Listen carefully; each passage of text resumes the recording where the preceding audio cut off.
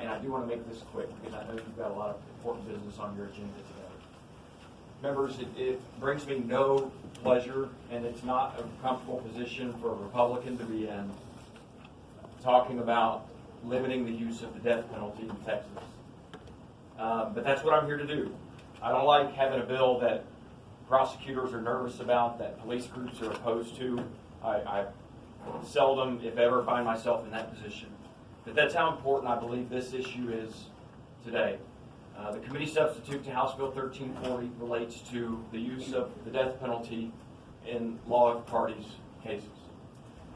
Members, I have, in full disclosure, transparently in recent years, really struggled with Texas' application of the death penalty.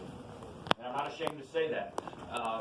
Traditionally, really for as long as I can remember, I've been an advocate of the death penalty, believe that the most heinous criminals who are convicted by a jury of their peers, in many cases, are deserving of the ultimate punishment.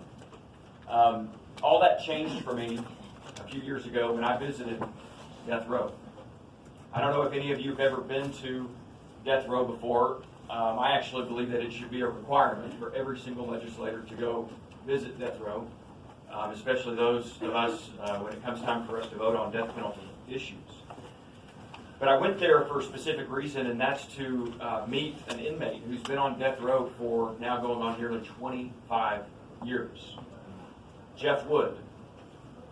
Jeff Wood is a inmate who was convicted under the law of parties.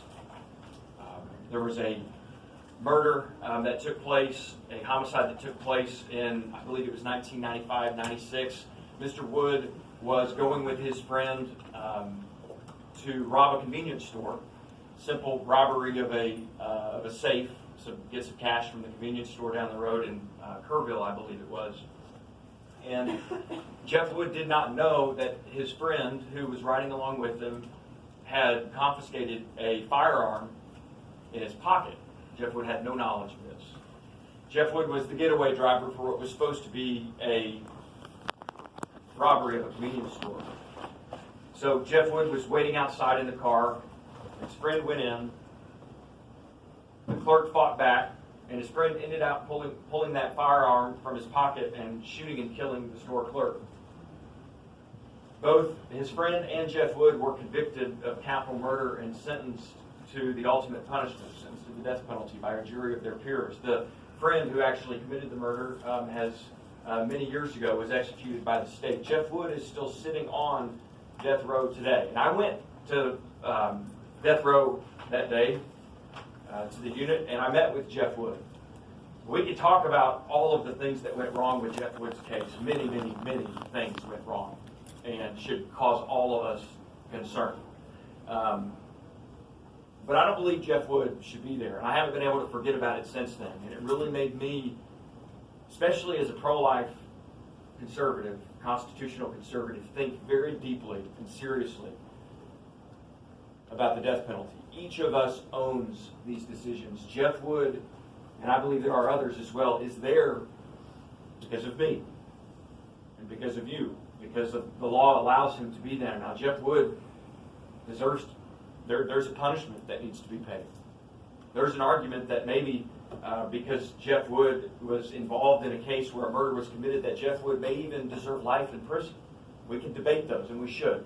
But the question is should the state of Texas, in cases where, and that's what this bill does, in cases where there was no knowledge that a homicide was going to be committed, that was not the purpose of the crime, should we as a state, should Jeff Leach sentence him to death, put him to death? I don't believe so. Now, in cases where there's a law of party situation, like in the Texas 7, where they plan to commit a homicide, but for the actions of the getaway driver, the homicide would not have occurred, we can have a legit debate about the utilization of the death penalty in that case. But in Jeff Wood's case, I've struggled with this, and the reason that I'm bringing this bill, and there are other bills you'll hear today as well, that Jeff Wood did not have the requisite mens rea to commit that crime. And I do not believe that he should be put to death by the state. And that's what this bill does. And It does two things. The committee sub does two things very simply. Number one, it brings Texas in alignment with Eighth Amendment standards by stating that to be convicted of capital murder under the conspirator party rule, a defendant must have been a major participant in the underlying conspiracy and must have acted with reckless indifference to human life. Maybe there's an argument that in Jeff Wood's case, and again there are others, that element was satisfied. If the prosecution does not satisfy this burden, the defendant may be convicted of murder and sentenced to up to 99 years in prison. This does not create any sort of loophole in our justice system. But secondly, and this is important, this is really the crux of the bill states that in order to impose the death sentence, the jury must find that the defendant intentionally killed the victim or did not actually perpetrate the murder but intended to kill the victim or another. That's not true in Jeff Wood's case. Members, the bill is simple and straightforward. It's not without controversy and it's not without question. My hope is that the committee today, I know you will under your leadership, Madam Chair, have a serious conversation about this. But I want to speak specifically to my colleagues who are in my position, and you may be reluctant or nervous to have this conversation in public. Don't be. Don't be. We own this. We have to own this as legislators, as policymakers, and as for me, and I know many other members of this legislature on both sides of the aisle, I have trouble sleeping at night knowing that there is not an innocent man on death row, but there is a man and perhaps men and women on death row right now, who could be put to death any day by the state when they didn't kill anybody and they didn't know anybody was going to be killed. Madam Chair, thank you for hearing this bill. I beg this committee's favorable consideration of this bill. At the very least, we need to have this debate on the floor of the Texas House in front of the people of Texas. And I urge your favorable support and welcome your questions. Well, thank you so much for bringing this forward. We tried to do this last session. Unfortunately, we couldn't get it done, but I'm hoping we can get this done. Now, I get contacted by various individuals who've been convicted under the law of parties, like Rodney Reed. Howard Gildry, I believe, is another individual. Will this bill help those who are currently serving under the law of parties with their conviction? This bill, this bill only applies to the execution, the death penalty under the law of parties. So if there's someone else that's been convicted of the conspiracy party rule, the law of parties, for another crime, but is not on death row, no, this would not apply to them, but this would. We believe signal a review and would signal to those local prosecutors to have a re-review of the cases for folks that are on death row, including Jeff Wood. Okay.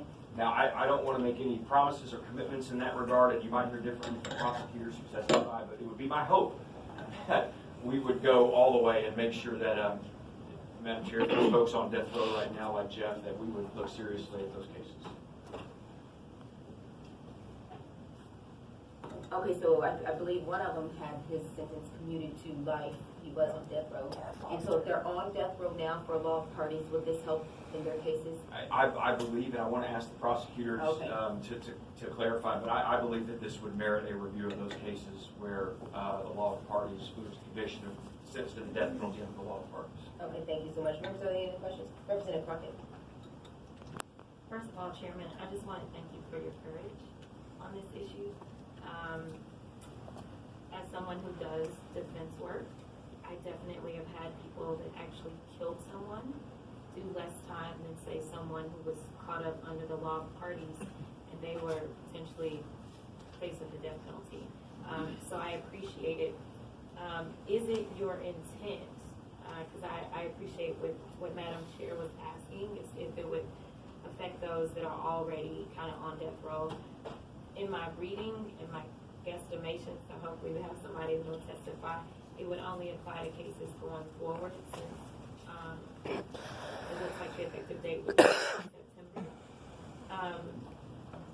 Would you be opposed to making it retroactive in some way? Well, no, I wouldn't, because we're seeing this law already start to shift going forward anyways in certain cases, but right now, members, we have folks that we're responsible for on death row right now, like Jeff, who I think need us to fight for them. So in Jeff's case, a couple sessions ago, you'll remember I don't remember which legislators exactly, of course, Madam Chair, you were, and Ms. T, we signed a letter asking for Jeff Wood's case to be reviewed, and the Court of Criminal Appeals actually stayed his execution date and sent it back to the trial court. The trial court is still trying to figure out, there's no execution date right now. It'd be my hope that they would resentence him. And there's no reason we shouldn't be able to do that for other inmates that are sentenced under the law of parties. Thank you. Any other questions, members? Okay, thank you. We'll Thank call you back up to close. Thank you. We'll go ahead and go to testimony. Remember, you have 3 minutes.